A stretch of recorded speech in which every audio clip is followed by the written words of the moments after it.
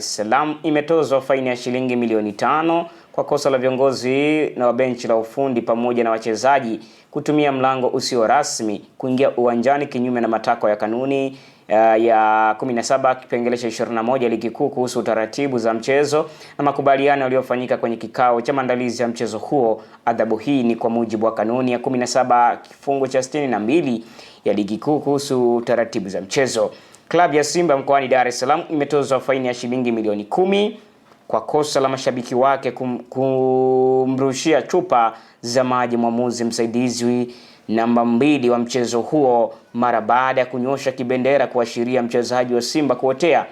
Hili ni kosa la kujirudia kwa klabu ya Simba ambapo ndani ya msimu huu wa ligi kuu NBC Premier League mashabiki wa klabu hiyo walitenda kosa hilo katika michezo miwili tofauti na kusababisha klabu kuadhibiwa. Adhabu hii ni kwa mujibu wa kanuni 47 kipengele cha kwanza. Nafikiri Jerwini ila hapa hata kwenye taarifa iliyotoka nyuma hapa tuliwahi kujadili ya kwamba sometimes mashabiki kuna vitu ambavyo wanavifanya kwa ajili ya kwa maana wanaigharimu klabu. Na hata baada ya mchezo huu kumalizika, nafikiri mwenyekiti wa bodi ya wakurugenzi Magori aliwahi kutoka hadharani na kusema kwamba mashabiki wanapaswa kama umeenda uwanjani kaangalie mchezo ukimalizika rudi nyumbani kwako, usilete vurugu za aina yote.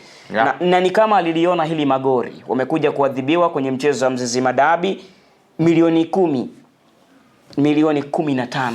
kwenye hii taarifa ambayo imetoka Simba na hii haitoki labda kwa mashabiki, inawalazimu klabu wao wenyewe watoe. Na namna mashabiki wanapaswa kutulia na kutazama, kama umeenda uwanjani kaangalie mpira rudi nyumbani, ikiisha rudi nyumbani. Sahi mfano taarifa hii kirejelea taarifa ya kipindi cha nyuma, Simba na wao pia wametoza, Simba wao wametoza zaidi ya milioni 15 kama nipo sahihi, kirejelea taarifa ile ya nyuma. Kwa hiyo Simba wamekuwa na bahati mbaya na wamekuwa na mashabiki ambao sijajua kama wanachukuliaje hizi taarifa, lakini naamini kwamba mashabiki wa Simba wana uchungu na timu yao kwa sababu ni vitendo ambavyo vinaendelea kujirudia.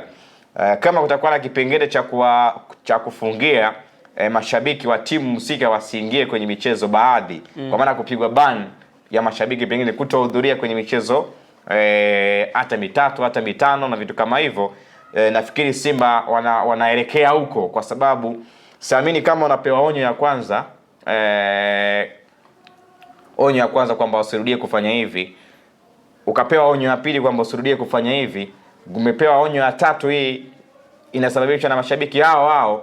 Siamini kama ni jambo ambalo linaleta tija kwa club na ni jambo ambalo pia linadhoofisha club, kwamba Simba wao wana kila mwezi wana asilimia kutoa milioni 10 kutokana na kile ambacho kinakuwa kina taarifa, kutokana na taarifa ile ya masaa 72. Simba wana right ama work rate yao ni kubwa ya kuwa wanatozwa kiasi kikubwa cha fedha. Kwa hiyo nimezungumza Simba, sijazungumza mashabiki, lakini wasababishi wakuu ni mashabiki wa Simba. Tunaelewa kwamba timu bila mashabiki haiwezi kwenda.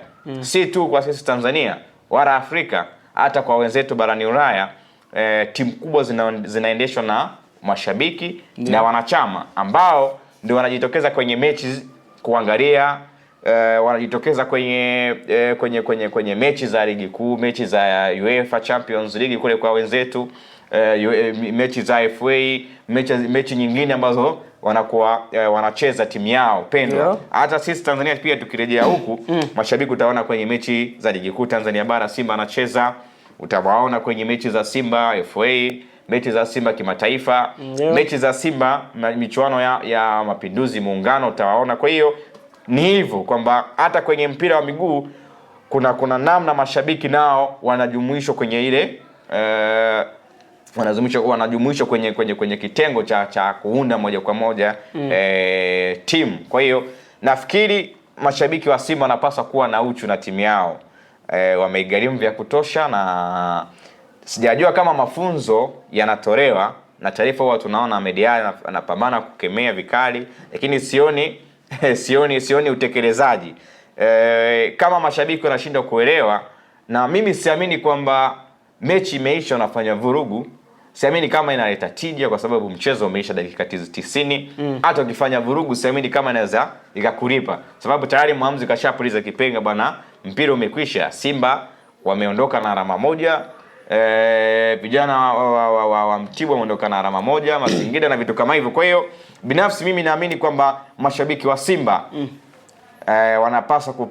wanapaswa wapewe adhabu ambayo inastahili na kile wanachokitenda, kwamba kama kuna uwezekano mashabiki wa Simba wafungiwe kuhudhuria baadhi ya mechi. Ya, nafikiri huenda hilo ndo likawa jeruini linatoa elimu, ingawa tena litakuwa limetoa funzo kwa mashabiki, lakini kuna namna vilabu vyetu vinategemea mapato kupitia michezo yao. Kwa hiyo nafikiri bodi ya ligi wametusikia na hilo huenda wakalichukua kama somo. Tumeshuhudia baadhi ya mataifa kwa maana ya hapa Afrika pamoja na hata Ulaya. Juzi kati ile mechi ya Morocco na mechi ilijumuisha timu kutoka Morocco zile kwenye kwa maana ile kwa maana ya de Safi ambao jana ndo wamecheza kombe la shirikisho wakatoa sare na Usmali jana. Kuna fujo niliona kwenye mchezo, sina kumbukumbu mchezo gani. Ndio hiyo mechi zimeongezwa dakika takriban 19. Ilikuwa ni baada ya dakika 5 refali anasimamisha mchezo,